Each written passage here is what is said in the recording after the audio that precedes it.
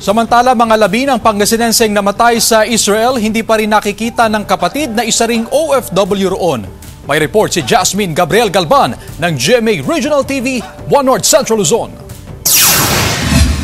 Lubos ang pagdadalamhati ni Angenica Aguirre, ang kapatid ng namatay na Pangasinenseng OFW, sa gitna ng kaguluhan sa Israel na si Angeline Aguirre Torre. Isa ring OFW sa Israel si Angenica. Sa ngayon po, mahirap. Tuwing pagtulog ko, halos iniisip ko na nakikita ko yung mukha niya. Hindi ko alam kung paano siya namatay. Binabangungot ako tuwing gabi sa pagtulog. Oo. Mahirap. 11 araw nang nakalipas, simula nang mamatay si Angeline. Pero hanggang ngayon, hindi pa rin daw nakikita ni Angenica ang mga labi ng kapatid.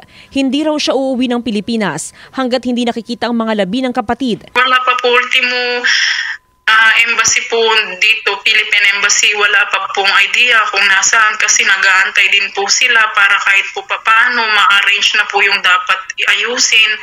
Kahit po ticket ko na pauwi, wala pa po kasi nag-aantay nga po ko ng result ng DNA match.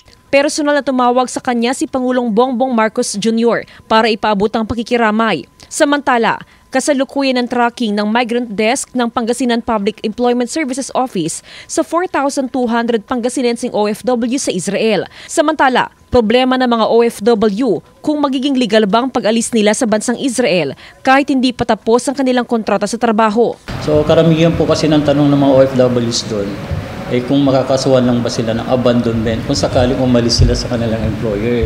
For as long as nakapagpaalam naman sila ng maayos sa kanilang employer, ay hindi naman po sila makakasuhan ng abandonment.